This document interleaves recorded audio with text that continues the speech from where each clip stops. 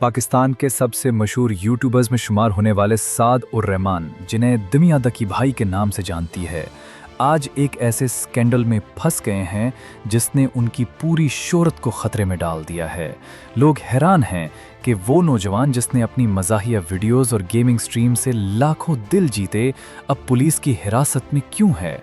ये कहानी किसी ड्रामे से कम नहीं लगती, क्योंकि गिरफ्तारी भी ऐसे मौका पर हुई जब वो एयरपोर्ट से मुल्क छोड़कर मलेशिया जाने की कोशिश कर रहे थे।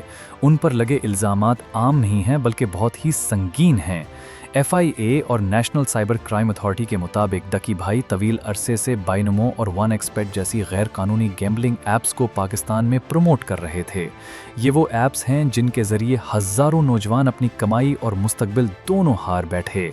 इन ऐप्स ने लोगों के घरों में माली तबाही मचा दी और अब तहकीकात कहती हैं कि डकी भाई उनके मरकज़ी चेहरों में से एक थे। ये भी बताया जा रहा है कि वो सिर्फ प्रमोटर नहीं बल्कि बाइनोमो के कंट्री हेड के तौर पर काम कर रहे थे। इसका मतलब है कि वो बर्राह रास्त उन कंपनियों की नुमाइंदगी कर रहे थे और हर वीडियो में ऐप्स को इंडोर्स करने के लिए भारी रकम वसूल करते थे। रिपोर्ट्स के मुताबिक एक वीडियो के बदले में वो 50 लाख रुपए तक लेते थे और जो हारने वाले सार्फिन के नुकसान में से भी हिस्सा वसूल करते थे। यही वजह है कि उनके बाइनेंस अकाउंट में तकरीबन 9 करोड़ रुपए जमा हो गए थे, जिन्हें अब हुकूमत ने फ्रीज कर दिया है। कहानी का दिलचस्प पहलू ये है कि पाकिस्तान में बड़े ब्रांड्स और हत्ता के PSL की टीमें भी इन्हीं बेटिंग ऐप्स के इश्तिहारात चलाती आई हैं। लेकिन हैरत की बात यह है कि कार्रवाई सिर्फ डकी भाई पर की गई। सवाल ये पैदा होता है कि क्या ये वाकई कानून की बालादस्ती है या फिर किसी बड़ी ताकत ने उन्हें निशाने इबरत बनाने का फैसला कर लिया है।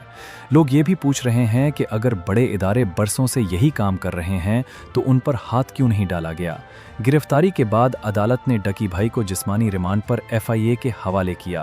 पहले 2 दिन का रिमांड दिया गया, लेकिन तहकीकात इतनी पेचीदा निकली कि पुलिस ने मजीद रिमांड की तौसीह भी हासिल कर ली। अब कहा जा रहा है कि केस में इतने शवाहिद इकट्ठे हो चुके हैं कि अगर ये अदालत में साबित हो गए तो उन्हें कम से कम 5 साल की सजा सुनाई जा सकती है। ये वो वक्त है जो किसी भी शख्स की जिंदगी को मुकम्मल तौर पर बदल कर रख देता है। इल्जामात में सिर्फ एक्ट की खिलाफ वर्जी नहीं बल्कि बड़े बड़े जराइम शामिल हैं। साइबर क्राइम एक्ट के तहत उन पर फ्रॉड, चीटिंग, फॉर्जरी और स्पूफिंग जैसे मुकद्दमात बनाए गए हैं। ये दफात किसी आम यूट्यूबर या सोशल मीडिया पर्सनैलिटी के लिए नहीं बल्कि बड़े बड़े मुजरिमों के लिए इस्तेमाल होती हैं। यही वजह है कि आवाम के लिए ये खबर किसी धमाके से कम नहीं कि यूट्यूब का सबसे बड़ा सितारा अब इन्हीं इल्जामात के तहत जेल की दहलीज पर है। अगर हम डकी भाई के कैरियर पर नज़र डालें तो ये मामला और भी हैरान कुन लगता है। इन्होंने अपने सफ़र का आगाज़ मिज़ाहिया वीडियोस से किया, फिर गेमिंग कम्युनिटी में बड़ा नाम कमाया और जल्द ही पाकिस्तान के टॉप यूट्यूबर्स में शामिल हो गए। अवार्ड्स, ब्रांड डील्स और लाखों फॉलोअर्स, ये सब कुछ एक कामयाब कहानी का हिस्सा लगता था, लेकिन शोहरत के साथ जिम्मेदारियां भी बढ़ती हैं और शायद यही वो जगह थी जहां डकी भाई फिसल गए। ये केस सिर्फ डकी भाई तक महदूद नहीं है। हकीकत ये है कि ये पूरे सोशल मीडिया कल्चर के लिए एक बड़ा सबक है। आज अगर वो फंसे हैं तो कल कोई और इन्फ्लुएंसर भी इसी अंजाम का शिकार हो सकता है, क्योंकि जब आप लाखों लोगों को मुतासिर करते हैं तो हर लफ्ज़, हर इश्तिहार और हर वीडियो की जिम्मेदारी बढ़ जाती है। और अगर ये ताकत गलत सिमत में इस्तेमाल हो तो नतीजा सिर्फ शोहरत का जवाल नहीं बल्कि कानून की सख्त पकड़ भी हो सकता है। अब सवाल ये है कि डकी भाई वाकई मुजरिम हैं या वो एक बड़े खेल का हिस्सा बन गए हैं। क्या ये सब वाकई उनकी अपनी गलतियों का नतीजा है या फिर किसी और मकसद के लिए इन्हें कुर्बानी का बकरा बनाया जा रहा है। अवाम की नज़रें अदालत के फैसले पर जमी हैं और हर कोई जानना चाहता है कि अगला मोड़ क्या होगा।